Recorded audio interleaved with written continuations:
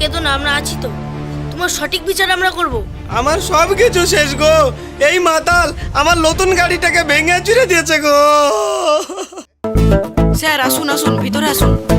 আহ, ভিতরটা কি ঠান্ডা। আমার ফুলটুসি রে, আমি আর মনে হয় বাঁচবো না।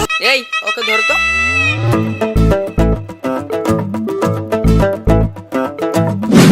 আরে মেরে ফেললো, ও বাবা রে।